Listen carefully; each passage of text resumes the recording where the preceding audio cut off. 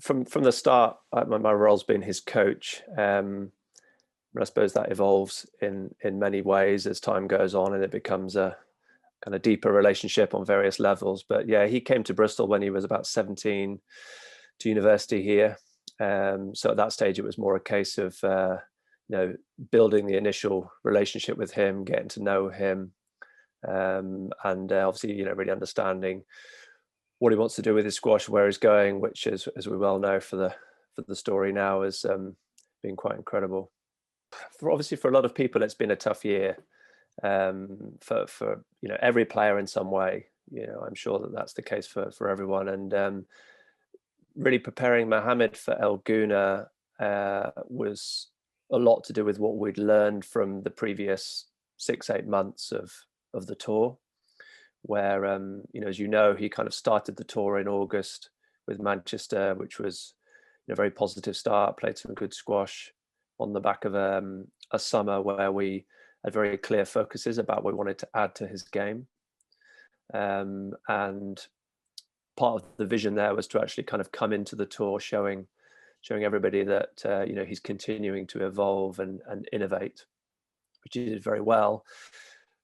But following that, there's long breaks in between events, and then some kind of disappointing results for him in Qatar and then Blackpool, and the combination of not having momentum from one event to the next, and getting that kind of immediate feedback. Apart from that, really, just it being so different, particularly for him, I think, because he's a player that ever since I've known him, even before he was with me, he's been competing constantly at a high level. And like many players that go through to top 10 in the world, it's a continuous process that starts from a very young age and kind of doesn't stop, really. So then suddenly he's been faced with a very unusual situation where things were put on hold, and because of his circumstances, he wasn't able to play certain events in Egypt in that kind of 2020 season, which just made it very difficult mentally. So a lot of the preparation for El Gouna was really consolidating what we'd learned from those periods, in between those events, how he responded at those events, what we could learn from that and how he could improve it, and then kind of reframe a focus for El Gouna, and the following events going forward that could be most productive for him. He's he's known for that. Probably part of the description of the beast is this sort of mental beast as well as the physical one, for sure. Although I'm not 100% comfortable with the beast as the name, because I believe he's much more than that now. Maybe in the past it's a bit more applicable, but I think he's a bit more of an intelligent beast these days.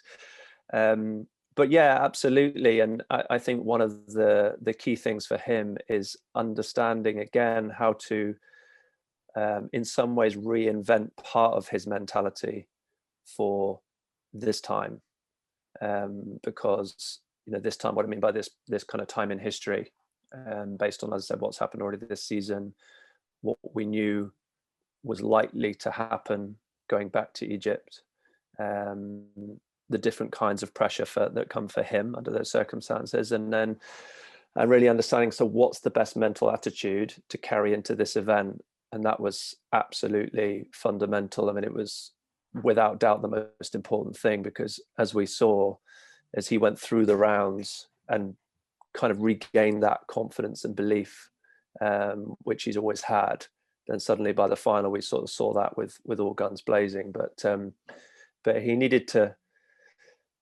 get there, to get through Joel, which, as you say, is not going to be easy. He's lost him in the previous event, a lot of disruption going on, and a lot of potential for Mohamed to get disrupted.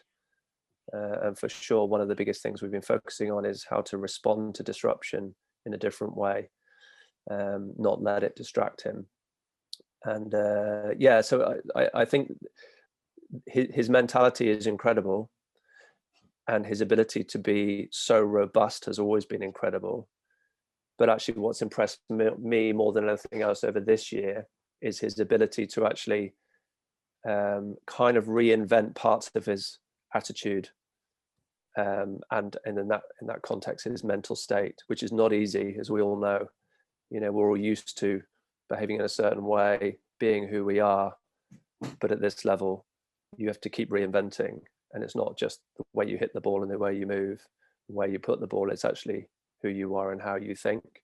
So you know, I'm enormously impressed, and I'm really excited to see how this can continue as these next events come up. Been very lucky in Bristol. The club we're based at, Workout Harbourside here, has been able to operate during pretty much the whole lockdown periods that we've had. You know, it got signed off as basically a COVID secure location, and then obviously Mohamed and players of his level are able to train in the UK under those circumstances. So we were very lucky that that club kept operating. We're also very lucky that Llewellyn, the fitness trainer that's part of our team, was also able to keep operating, because he's a performance strength and conditioning coach. So really not much changed, actually. In some ways it might have even been better, and I think that for a lot of the players, you know, working with the other guys, they actually preferred the fact that it was just kind of 5 of us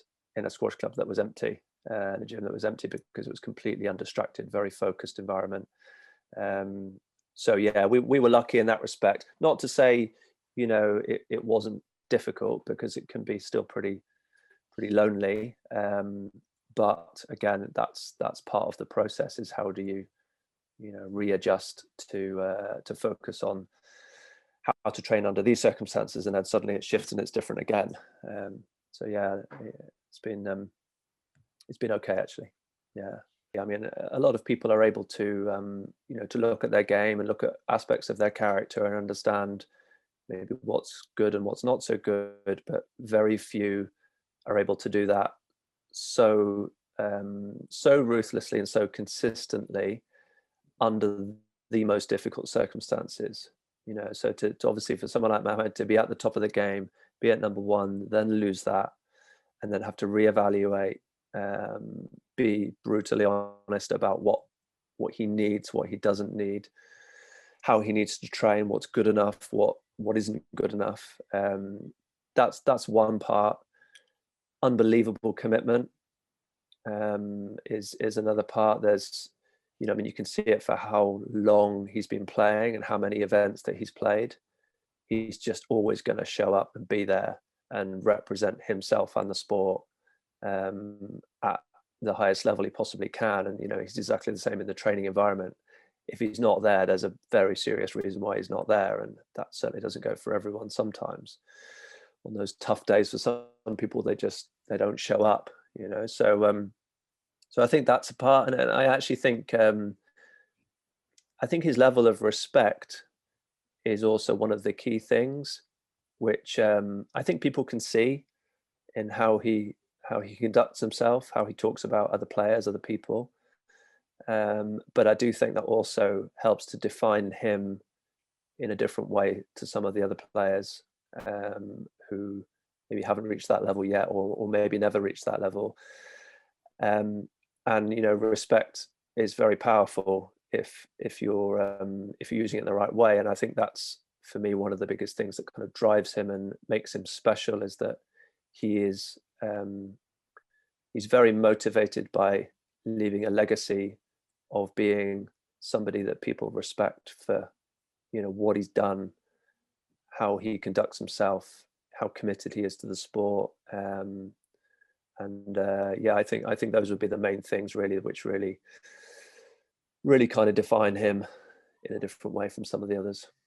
100%. I mean, the goal is to win them all, and get number 1 back, of course. I mean, that's always the goal. It always has been since he was very young, long before I knew him. The goal wasn't just to get to number 1. The goal was to get there and break records, and, you know, like I say, leave a legacy into the sport. So yeah, for sure, it's about winning, you know, all these major events. As you say, you know, if he does do that, he can get that number 1 back. But at the same time, you know, it's critical to take one step at a time, which definitely, as he's getting older, he's getting much better at doing, and being able to really take it take it one step. So, you know, World Series, look at that one, then review what's needed to be learned from that event, and then take it on to the next one. But even before that, you know, really one match at a time. And I think that was very evident in Elguna, actually, that the way that he was processing each moment throughout the event was much more composed and rushed and focused, rather than that just desire to be kind of racing for the finish line a little bit more. So of course, part of the finish line is winning these events and getting to number one, and then there's more things in the future. But you know, the next step is training well between now and the World Series, and then that first match, and then so on and so on from there. But yeah, it's exciting times. I mean, any of these players, he's going to have to play exceptionally well to beat them in World Series, because obviously that's the reality at that point. They're all very, very good. And of course, you know, Ali is, you know, at the moment, arguably the best in the world still. I mean, of course, a high quality performance is going to be absolutely necessary. But I think also what's kind of interesting with Mo and probably Ali as well is that they tend to actually almost rise to another level when they play each other. So, you know, I'm hoping for everyone that we see that we're kind of, it's been a while since they've played, and I think it's important for both of them and for the sport that they are, you know, competing as the 1 and 2 at the moment, and I, you know, I'm sure that it will bring the best out of both of them. So really, for Mo, I've got no doubts that what he's capable of producing, he will bring to the court. But kind of partly because it's Ali, you know, and because of everything that goes with that, and you know, the battles they've had over the years already have been incredible. So yeah, I mean, obviously how he plays and the tactics are kind of trade secrets, but yeah, really from a mental point of view, I know he can't wait. You know, he can't wait to play him again, and that's, you know, again, that's one of the reasons why he is where he is. He's desperate to be up against the best at all times, because he knows that brings the best out of him.